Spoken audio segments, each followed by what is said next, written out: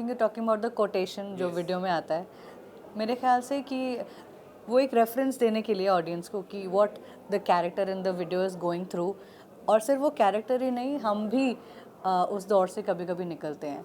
So it says often when you're lost in life, often when you feel lost in life, you just have to listen to your inner voice and you will find yourself. तो कई बार ऐसा होता है कि हम बड़े अपनी mundane ज़िंदगी में थोड़े थक से जाते हैं, हार मान लेते हैं कि मैं ये क्या कर रही हूँ अपनी लाइफ में.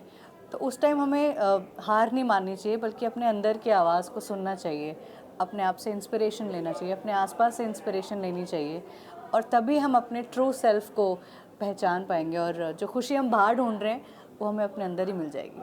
सो वो हमने जान के शुरू में एक कोटेशन डाली है, सो दैट लोगों को एक जिस्ट मिल जाए इस गाने के बारे में. आई थिंक इनर वॉइस बहुत हैवी वर्ड लगता है वैसे. सुनने में लगता है अरे ये अंदर से कहाँ से आएगी आवाज़, and how do you find it. But we all wait for that spark, that one sign, one indication. And I truly believe in, like there are some days I was like क्या हो रहा है, समझ नहीं आ रहा है. And I do one thing where I just open a book, and my father writes a lot about Bhagavad Gita, और वो गीता के बहुत सारे श्लोक का उन्होंने ना एग्जाम्पल्स दिए हुए हैं.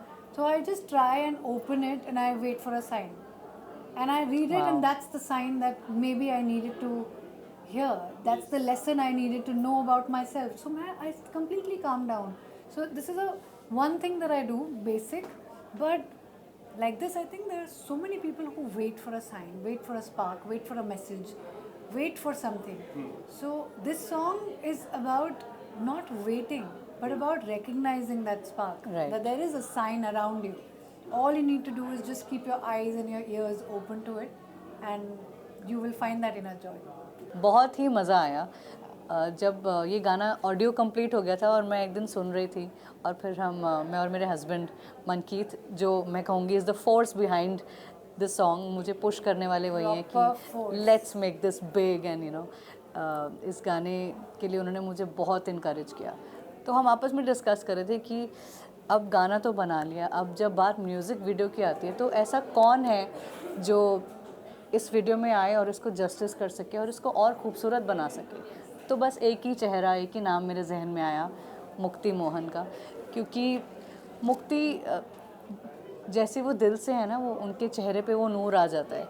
जैसे कि आवाज़ की भी ये बात होती है, आप जैसे इंसान हैं वो आपकी आवाज़ में झलकता है, वो सच्चाई या वो अच्छाई जैसे आप इंसान हैं वो आपकी आवाज़ में आ जाती है.